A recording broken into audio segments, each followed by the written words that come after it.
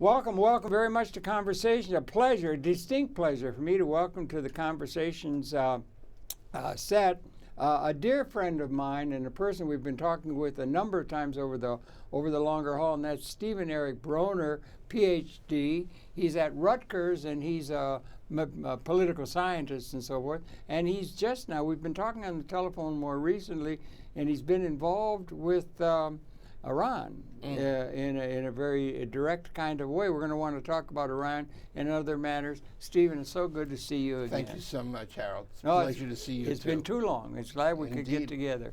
And so why don't we let you share just your own quick background, 5-minute thing about born and raised, educated, and then let's get talking about the Middle East or political condition on the planet, and then how Middle East and particularly Iran deal that the president and his team worked out. That's a big task. Yeah, I know. But just briefly, I did my undergraduate work at City College in New York, which was super. Is that up on 138th Street? That's on 138th Street. That was a hell of a good school. It was an amazing school. They called it Harvard on the Hudson, I think.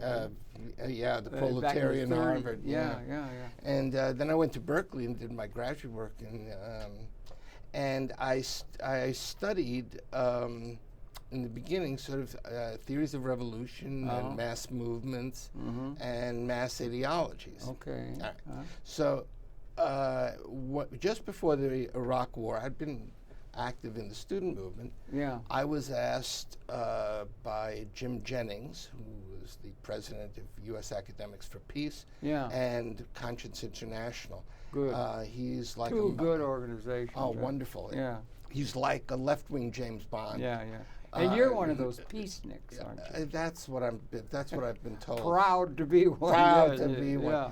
Yeah. And we went to Iraq before the war. Okay. And after that, we wound up. Probably you signed that petition that we. I signed came a back lot of with. them. Yeah, we got about 30,000 names on that, Yeah. and we did a lot of media stuff against the war. Yeah.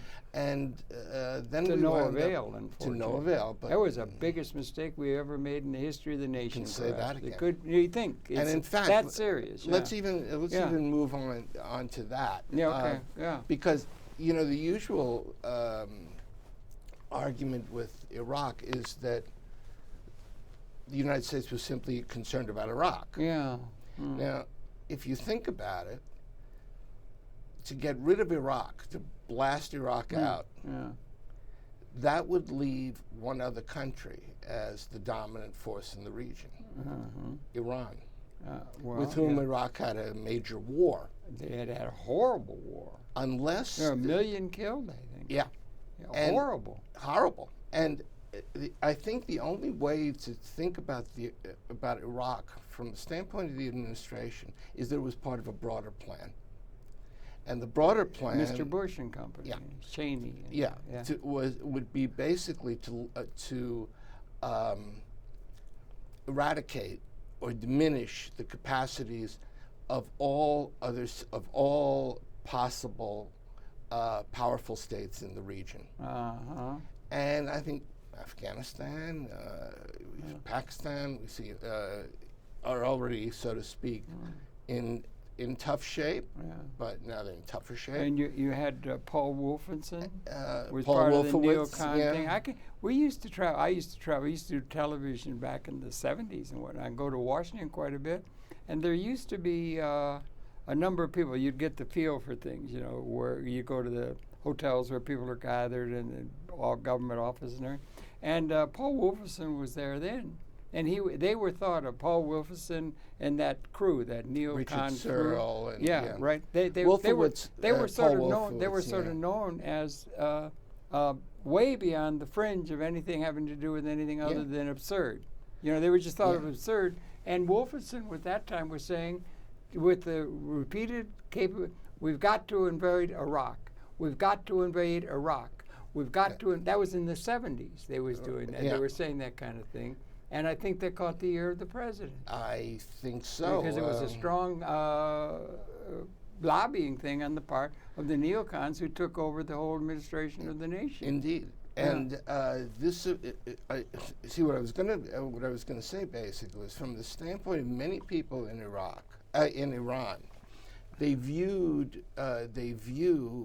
American policy towards Iraq as a first step to take over the rest of the region, and that the only reason that they haven't is because the Iraq policy failed. Yeah, it failed terribly. Failed terribly. Yeah. So this is part of the mistrust in Iran that goes back to 1953, when the CIA coup overthrew basically a democratic socialist,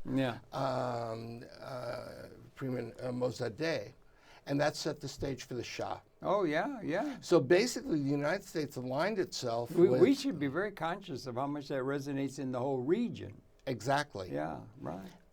Now, a situation exists with, in which since 1980, when hostages were taken, 79, 80, when hostages were taken, and where the real enmity sort of blew out, exploded, so to speak. Yeah, 79. And the Shah fell, and Ayatollah Khomeini attacked not only the Shah, but what was seen as his number one supporter, and that's the United States. Thus, the crisis. Yeah. Now, this is 35 years ago. Yeah. And President Obama has made a historic. It seems that way. Yeah. Historic Well diplomatic thought out, move. it seems to me. Very well thought out. Very clear about the purposes of the treaty, and I think one of the, I mean, it's now of course a subject of debate, but the first way to begin to appreciate this is one doesn't make treaties with, or there's no need for treaties with friends and buddies. Right. You need treaties precisely with those people who you don't trust. Right. And people who are your rivals, or nations that are your rivals. That's the move here. And the distrust is real on both sides. The question that's usually put forward is that what the treaty really is about is, can Iran develop a nuclear bomb? Right. That's an interesting thing. Yeah. Right. Yeah. That's what seems to be Mr. Netanyahu's major premise. Right. Yeah. Now here is, I can tell you, I've been to Iran 4 or 5 times. Recently? About a year ago. Okay, that's recent. Yes. Yeah, that's relatively recent. Yeah. And with the U.S. Academics for Peace. Very good. You're involved in that in a major way, are you not? What do you have a regular important position in the academic? The executive chair chair of the executive committee. Good for you. Good for you. And it's a wonderful organization. It is indeed. I'll testify. Yeah. So what we were told was basically the following. First off, Iran has never been an imperialist. They've never invaded another country in 500 years, if I'm not mistaken. Exactly. That's pretty major. That's pretty major. Yeah.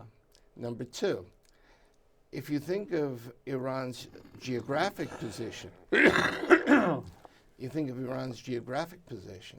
it's surrounded by countries that have nuclear weapons. That's true. We forget about that. Yeah. India. India does Pakistan. not. Pakistan does. Israel. Yeah.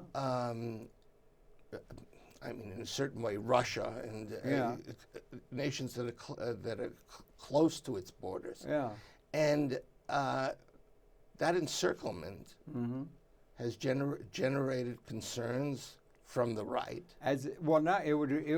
It could generate concern from the most responsible elements within the country if you're surrounded by people that have this capability, particularly if there's been enmity and you fought a war at the initiation of somebody else like Iraq, where you lost 1 million, which were 1 million people lost. Which was supported by the United States. Which was supported by the United States. they would have reason to have enmity. Indeed. Yeah. And what sort of trumps all this is from the outside standpoint. Yeah.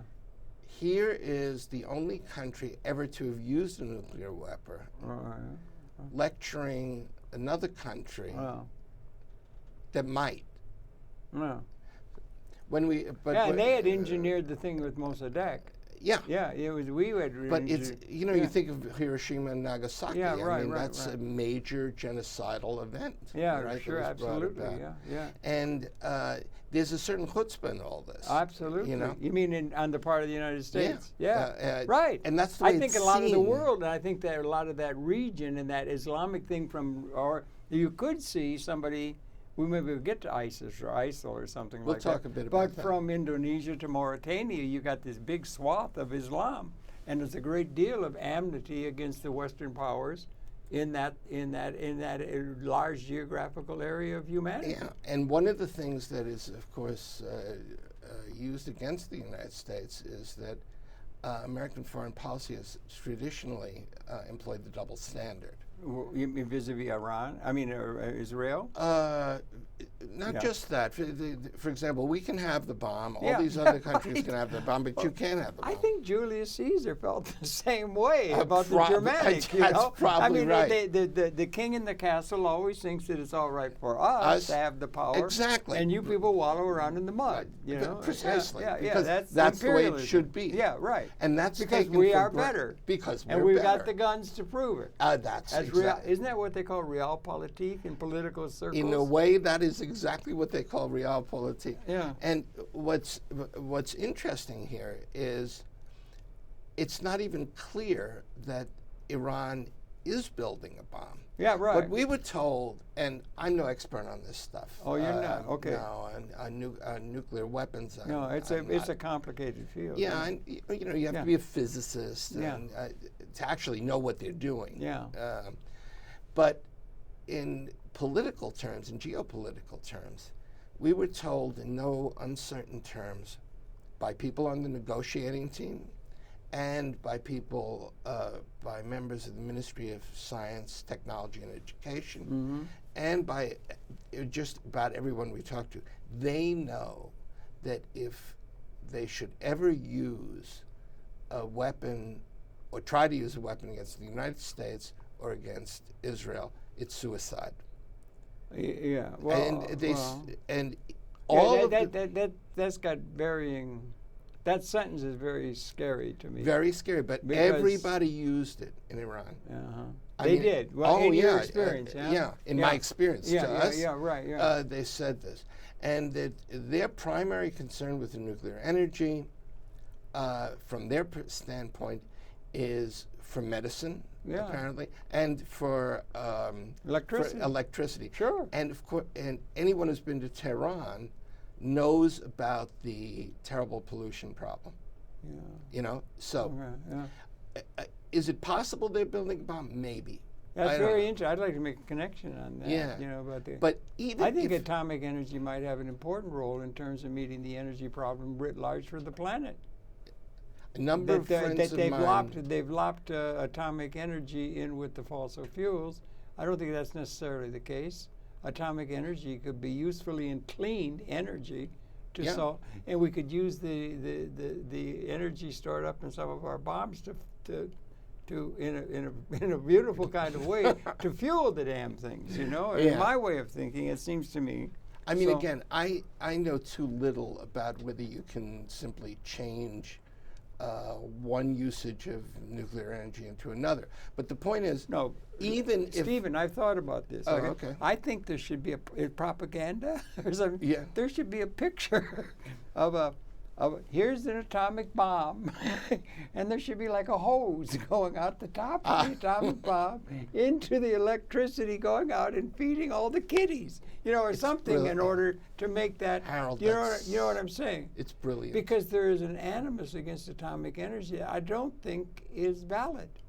You may very well be right. from Wouldn't the it be good to standpoint- take all the Trident submarines and turn them into something to cause maybe you could to have- deal with the energy problem? Maybe We you got could a have huge flowers coming out Yes. at a time, right? No, seriously. But they've successfully linked the atomic industry, the fear of the atomic bomb and its destructive capability, to it being, and they got radiation questions they think are there, and it's safe. The atomic energy is Very safe interesting. in terms of creating electricity. I believe that's the case.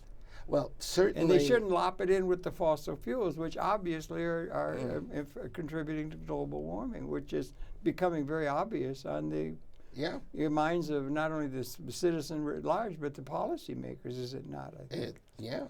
I mean, certainly from if Iran were to build a bomb, even if that were the case, and even if they had a way of carrying the bomb, you mean delivering it, even if this were the case, all these other countries have these very sophisticated defense systems. I mean, what would the United States be paying billions of dollars to the defense industry if they can't deal with a country whose entire output on military expenditure is under $1 billion? Also, Iran, I wonder if we give sufficient kudos or something to the historical experience. They had before there was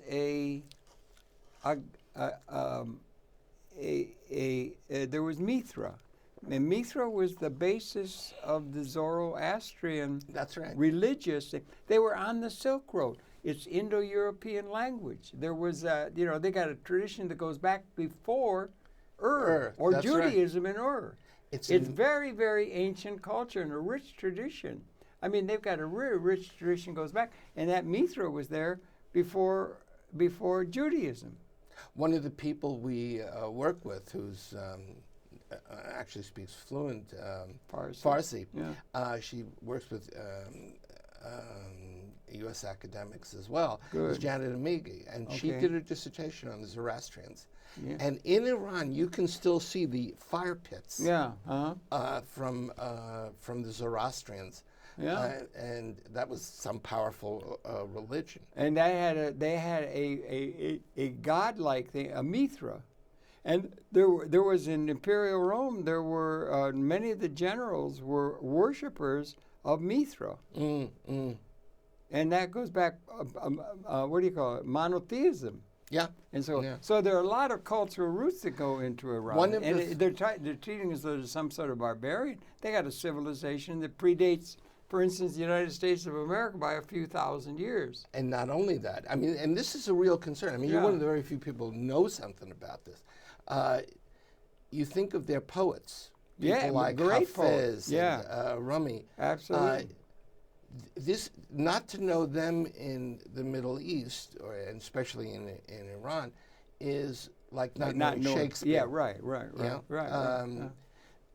In fact, with there's a nice story with Hafez, which is his most famous poem is called the Divan. I don't know. Okay. And Goethe.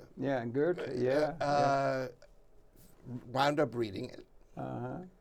And he was so impressed by it, he wrote a poem of his own called the West-East Divan. I'll be damned. Really? And it was at that point, and at that point, one can say that the idea of world literature began. Really? Yeah. Really? It's that important. Yeah. And so we ought to give some. We ought to do. They're not a bunch of barbarians or something, as we would want to try and make them out to be. It's an old, rich civilization. And this is the most literate country in the entire region. You mean in terms of the mass of the population? Yeah. Is that true? Yeah. That is good. true. I didn't realize that. And as with most of the states in the region, there's a radical split between the cities, cosmopolitan, in their outlooks, liberal, secular. Well, that's a worldwide thing. It's a worldwide thing. Whereas the non-urban areas, that's the source of support for the Revolutionary Guards and the really reactionary trends of Islam that are there. You've been there four times or something? What is it, 3 or 4 times? 3 or 4 times, yeah. Yeah. With a group, or was it part of the? It was with U.S. Academics for Peace, and I was also once invited to participate in the second. It was either the first or the second International Human Rights Conference. Okay, yeah. And that took place in Qom, which was the birthplace of Khomeini. Oh, really? Okay, yeah. The city was exactly like Khomeini. No kidding. Dark, dour.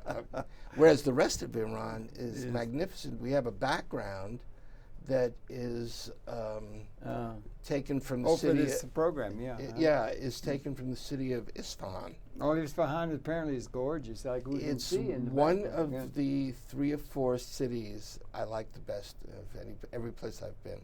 In the world? In the world. And you've been all over the place. I've been to a lot of places. Yeah. But this is really, it's just a little treasure. Dresden must have been like that. Right. Don't say that. It makes me weep. Yeah. Well, I mean, when I think of the bombing of Dresden. Yeah, and I have a feeling if Iran were bombed and the missiles were taken out, one place that the underground sites for the missiles are is in Natanz, which is part of Isfahan province. Okay, Isfahan province. Of which Isfahan, the city, is close by Natanz. It's very possible that taking out Natanz would mean taking out Isfahan. Oh my God. And then we would have a situation where we did it again with Dresden. Yeah. In any event, from the standpoint that of was a horror. From the standpoint of the they had total air superiority. You know what was the thinking? What was the thinking of people to do the firebombing that killed? They had it on television the other day on public television that the much larger destruction of the firebombing of Tokyo than the hydrogen bomb. I mean the nuclear bomb. We made a big thing out of it because it was new. But the firebombing was just brutal. With napalm burning, bombing places where they had paper houses and stuff like that. It was horrible, and same in Dresden. Yeah, it was disgusting. And Dresden, there's still a small part of the old city that's left. Is there really? Yeah. You've been there? I've not ever been there. Yeah. And the rest of it is East German architecture. Oh, wow. And then you see this beautiful part of the old opera. But in any event, and there's a cautionary tale in all that. I think that may have relevance to now. Yeah, maybe.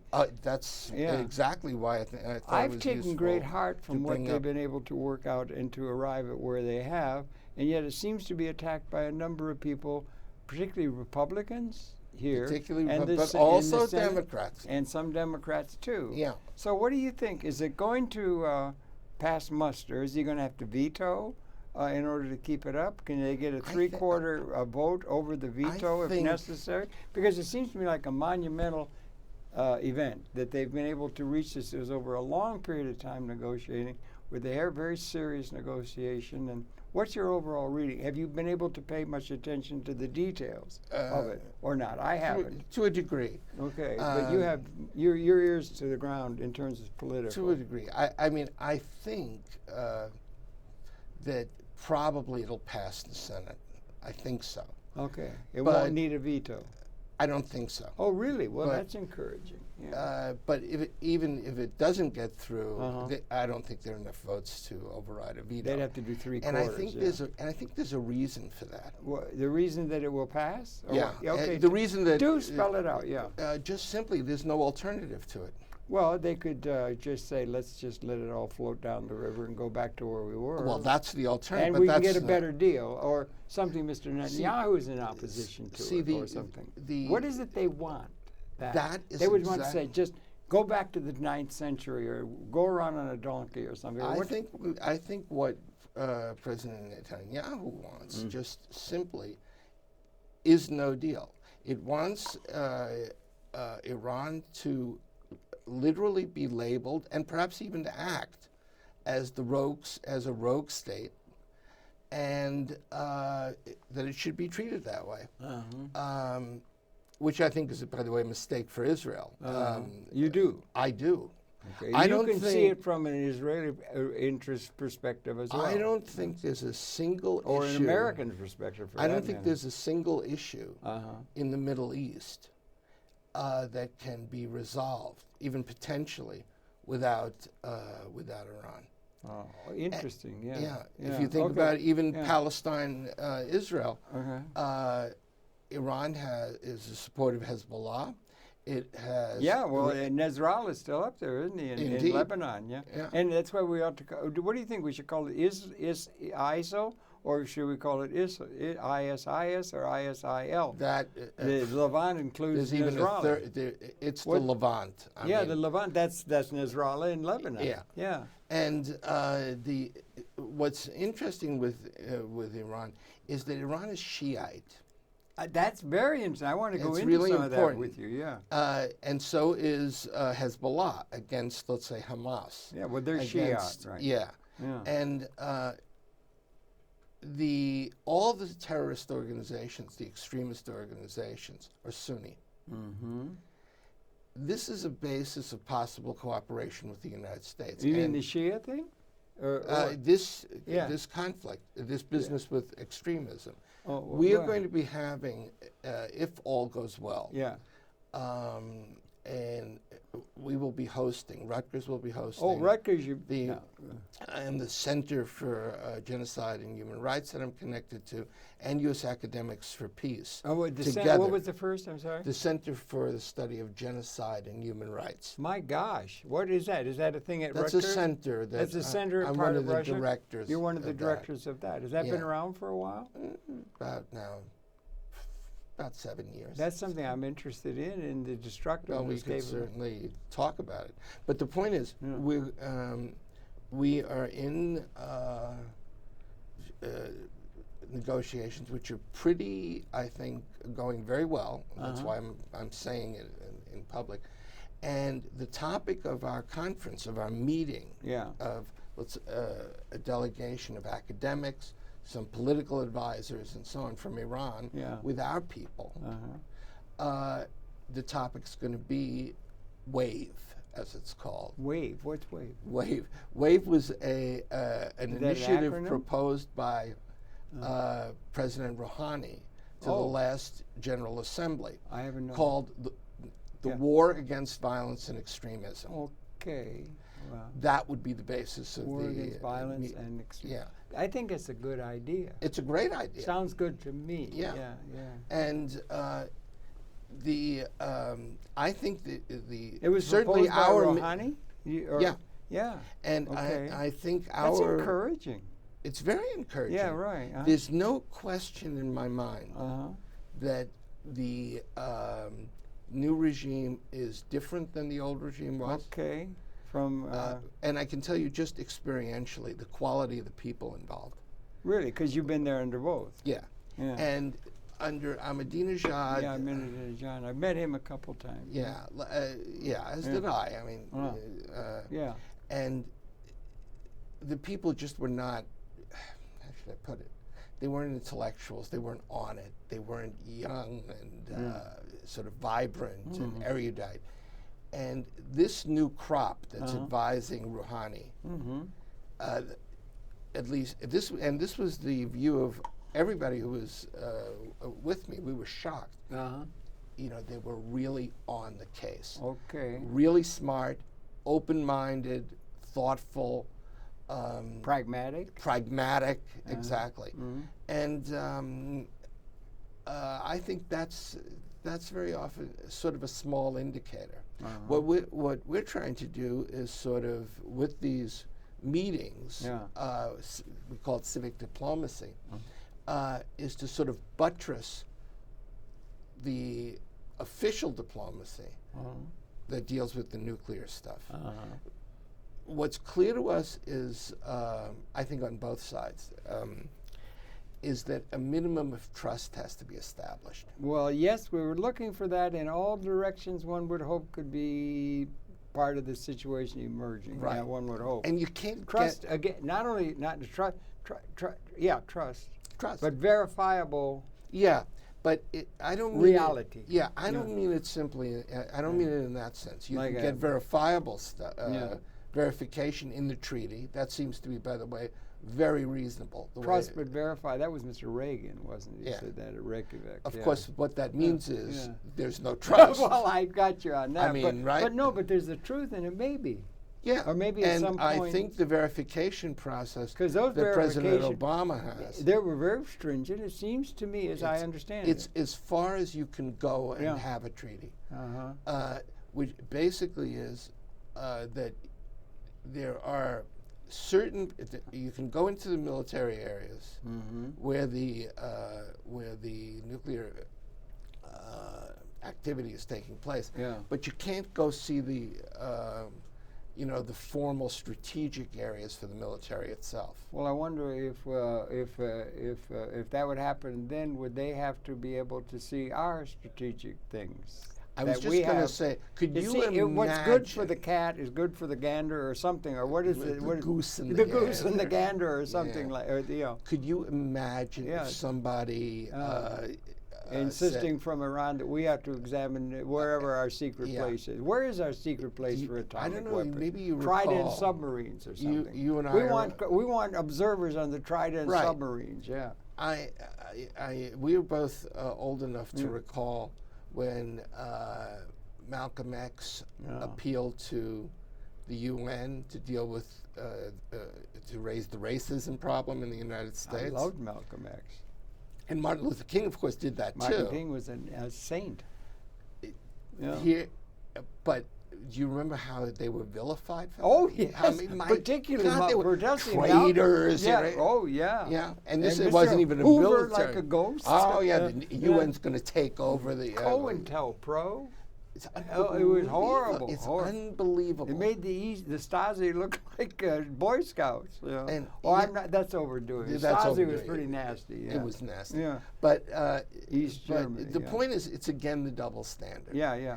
And we have been. The United States has been burdened by this. Yeah. Well, have and great powers over the centuries been burdened by having double arrogance, standards. arrogance of power or something? You know, they get warped when they're used to being in the Picasso. They had you had is- European families, heads of kings and hereditary families. They just thought it was.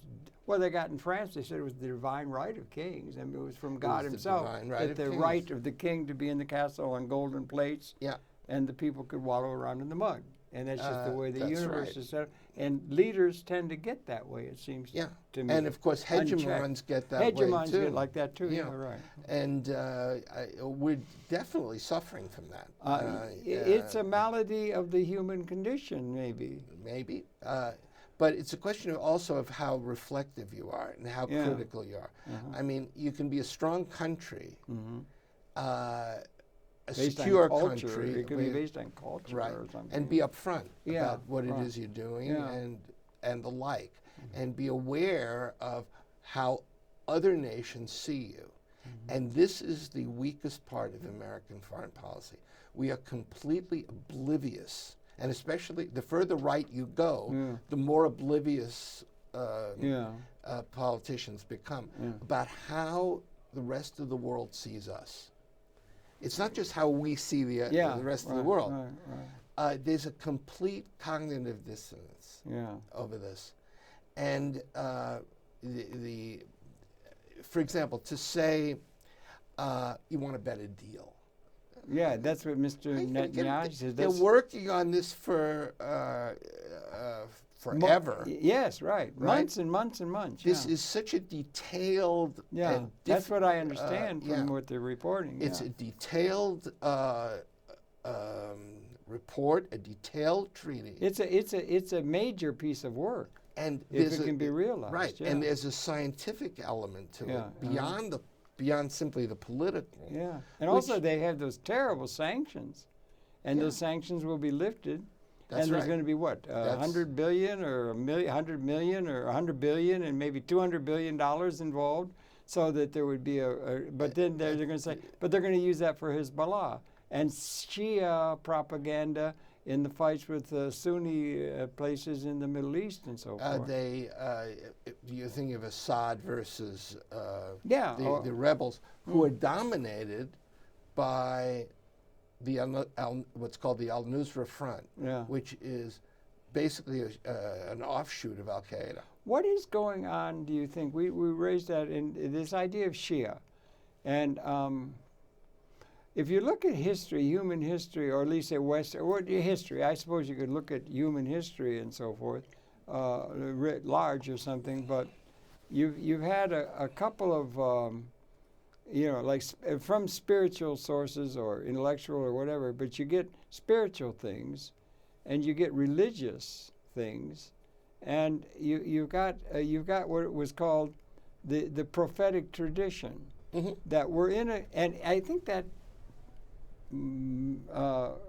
tracks evolution as a process of which we're a part of an evolutionary process on this planet. Emerged out of Homo erectus. And how far we've evolved is a debatable point. Well, no, or where we're going, or where are we in that development is something that ought to be settled, ought to be brought up by somebody somewhere. One thing that's clear that it's not just I'll get back to it, but it's not just another period of history like the French Revolution, or the democratic run of Mr. Roosevelt, or Democrat Republican, or tax cutters.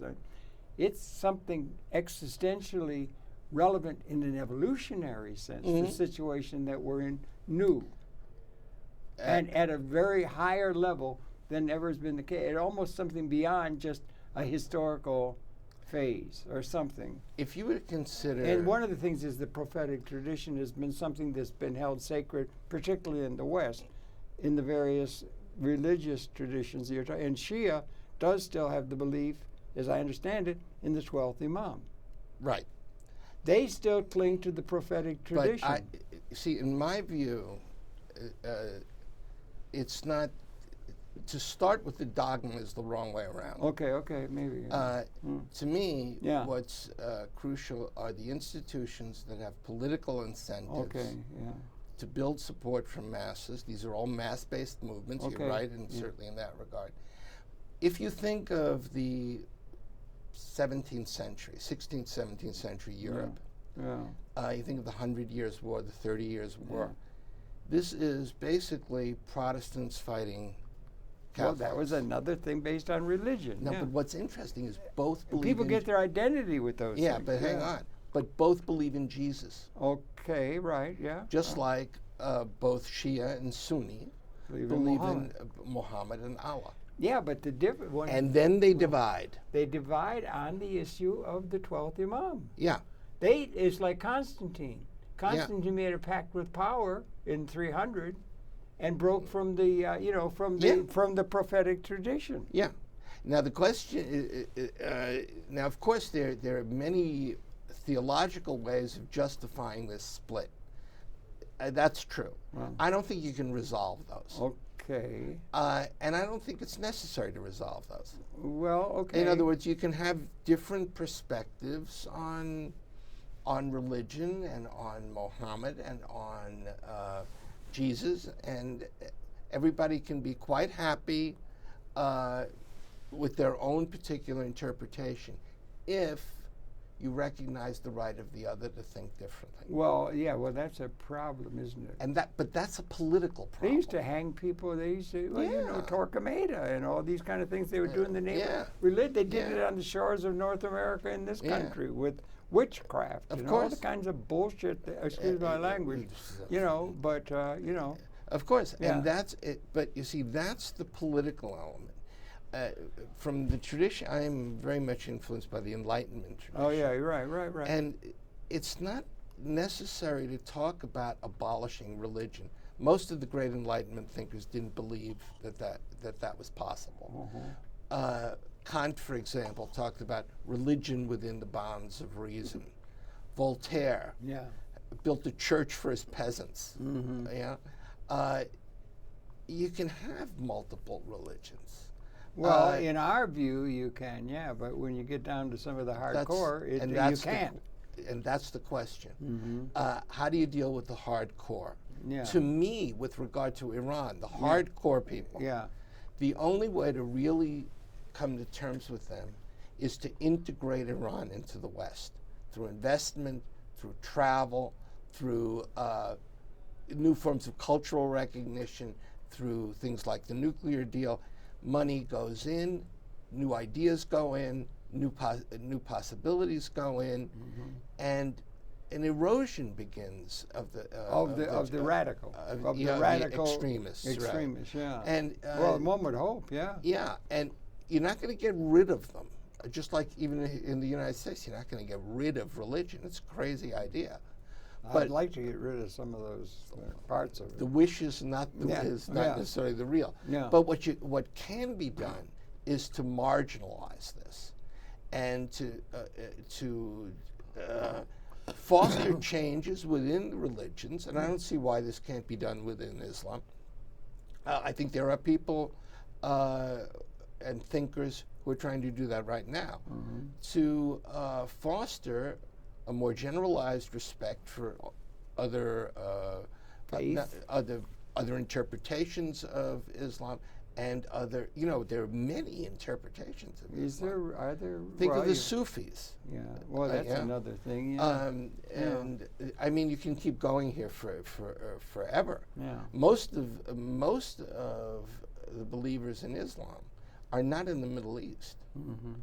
They're in India or Pakistan, Indonesia, Indonesia, right? In many of the Russian provinces, the stands. It's not an impossible thing. But it does extend from Indonesia, or even up into some such little parts of Japan, and so all the way to Mauritania. Yeah. This big swath of humanity right through the heartland and everything like that. And I think ISIL, Islam, they're trying to get a unity of all of Islam, perhaps, up against Western civilization. Now, this is that not the vision that they would have? You're right. And what are they doing? Cutting people's heads off. What in the world is that about? That's what happened in these 100 Years' wars and so on. I mean, you remember... horrible. Think of Braveheart. Yeah, Braveheart with the... people torn apart. Horrible. Horrible stuff. Torquemada and the Inquisition, And the possibilities for evil are endless. And our ability to destroy, our ability to assert power in a destructive way against others of our own race or species, has grown exponentially. That's right. To where, like you and I have talked a couple times, and I think the weapons have become species lethal.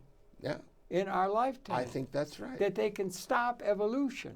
By the way, that's something that 200,000 years we've been here, and we've not been able to do that until you and I and the time that we are born into now. One of the things this is not your normal time. One of the things that President Obama has done that I think there's not enough credit for.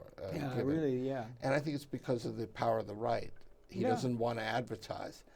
Basically, there are fewer nuclear weapons around now they've done than there were under President Bush. One wonders, did we reach a point where that was reached? I mean, the species lethality of it is something that's interesting. I'm sure the world can still be blown up. Well, no, the world being blown up is a loose term, but whether or not they actually would have modeling that could do it and say that this would be so cloud cover or something, that it would, in fact, as they had in our time. Maybe we're older, so maybe the kids don't think about it, the young people, that the actual weapons that exist in fire, ready to be fired status and like that exists in the world, if they were unleashed in a spasm of hatred, would mean the end of the entire Homo sapiens species. I know. Now that's something that we couldn't do with a cannon or a Gatling gun or any of the things that come out of history. Somebody a number of different philosophers suggested once you get the atomic bomb, it's a different ball game. I'm not sure the atomic bomb was enough, but thermonuclear. Well, the thermonuclear, the hydrogen bomb is 100 times, 200 times stronger. Whichever one you want. But the point is, you get, and then they got others. They got germ, and what you don't want to have is an unleashing of the pent-up frustration of the world and the irrationality that would accompany that. There's nothing to do with anything rational. It has no rationality. It has no rationality. But it's a capability.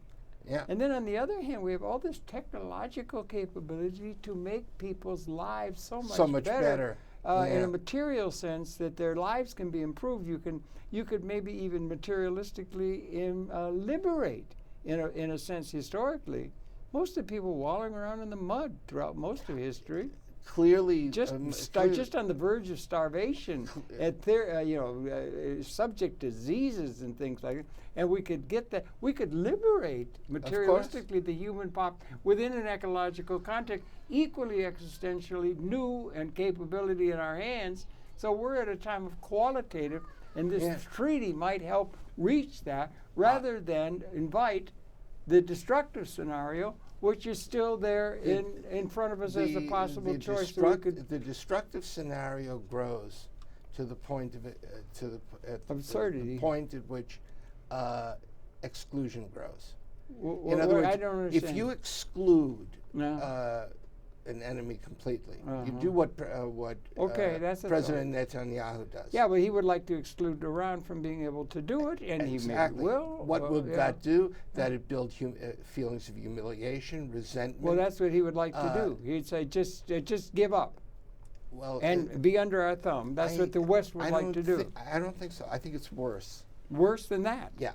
I think this kind of attitude is that President Netanyahu has shown is meant to, shall we say, generate acts of violence from the other side.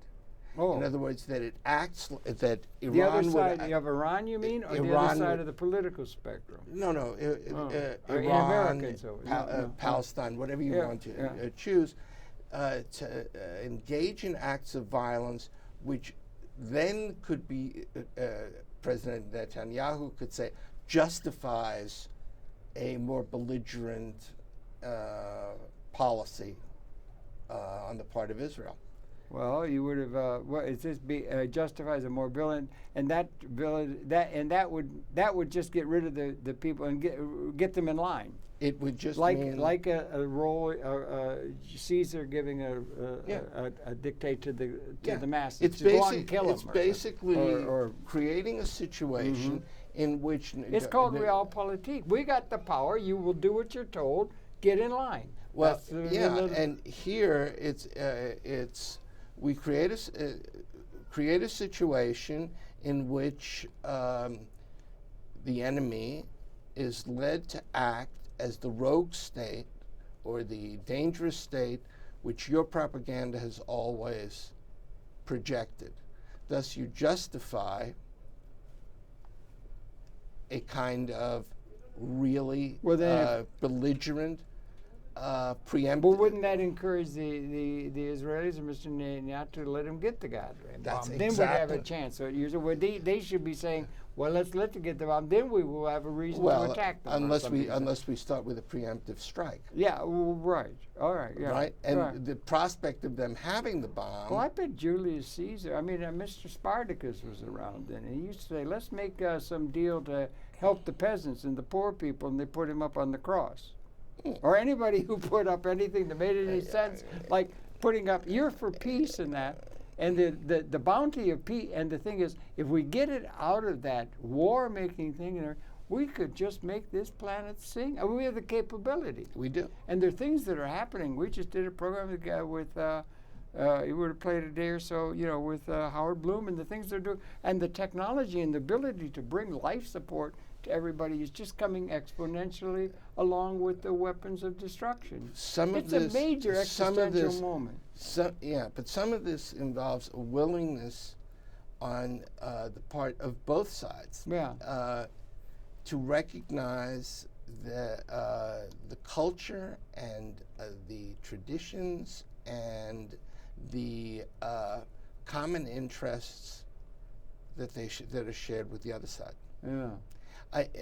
I mean, I think that would be a good thing to encourage, wouldn't it? that is exactly what They we're ought to have trying a to committee do. for the, what is the committee, something about the, the Committee for Peace or something? They should have an academic thing with the Committee for Peace. Well, What that's do they- us. Well, that's what I was trying to joke. I didn't remember the title. Right, U.S. Academics for Peace. Yeah, good. God bless you all. But we also want to do is push the idea of dialogue. Yeah, And thank the, you. The thank idea you. of one of my own ideas, if I can say so, Yeah, is that please. of a cosmopolitan sensibility. Okay, I like that, yeah. In other words, Cosmopolitan, give a definition. What do you mean? Just to be sure. being willing to concept that the cosmopolitan is one who feels at home everywhere. I like that, yeah. But we also have to be able to make the other feel at home. Okay. Do you think in order for the feel at home in that sense, in a large scale, particularly if you're talking about everybody, you'd have to be dealing with the material reality under which people live? Sure. It's a little hard to be cosmopolitan if you can't even feed your kids. There's no or question something. about it. You understand? Of yeah? course. Yeah, and there's a lot of injustice Of course. that needs to be addressed. It Yes. isn't being. But in addition to that, we Yeah. have to be able to, and people can do this. The technology allows it. The possibilities of travel are greater. There's all these new opportunities Yeah. for people to look, to make their world bigger. Thank you. And, and this is, I think, part of our tasks as public people, as intellectuals, as academics. It's to make the world bigger. And one of the things you find with the right, especially in the United States, is the world becomes smaller. It seems that way to me. falls- I'm trying to keep an opening. We all come back to the way things were. Yeah. When women were in the kitchen, gays were in the closet, and people of color were doing menial tasks and liked it. Liked it. They have to like it. Yeah, they have to like it. They have too. to like it. Yeah. And this image is sort of to take back a multicultural, a diverse, cosmopolitan, multicultural take society. it back or to create it maybe where it hasn't existed enough Well, or long enough. but not for the right. No. It's well, to take it back. Yeah, right. Well, Well, that's conservative. Yeah. And they want to have what has been.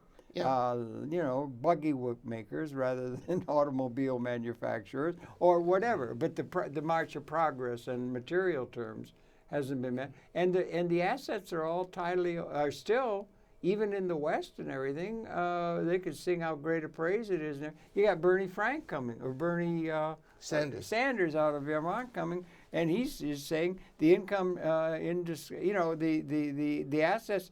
And the displacement of labor, what do you think? The labor theory of value, you've done politics, the labor theory of value informing economics, that the labor input is the way you distribute buying power or material capability to the people, and the people are being put out of the equation because it's going into robotics now, just an information thing. They're going into, you don't need people to produce a great deal. So they don't have a way of distributing effective demand to clear the market. That is right. That's Thomas Piketty. Have you read him at all? That's Karl Marx. Well, I don't see it as Karl Marx. Oh, yes. Karl Marx? How do you, tell me, we only got a little time left. I'd like quickly. to coordinate Marx with the labor theory of value. That's where. Well, the labor theory of value is that it's appropriate to distribute buying power to the people through their labor, not through their ownership or not having anything to do with the non-labor aspects of production. No, wait a minute, hang on. Get me straight. Set me straight. I'd love to make peace with Marx. This goes back to the idea that labor is the source of value. It goes back to the 18th century. There's nothing new about that. No, but it informs what the Marx, left. No, it what informs Marx, the left. Wait. What Marx did was basically show that that while labor creates value, labor creates the wealth of the world in all respects. There are fundamental conflicts with people that become, with classes that become manifest. And one of the things that becomes manifest is basically the following. Workers want wages as high as possible. Capitalists want wages as cheap as possible. One of the ways to keep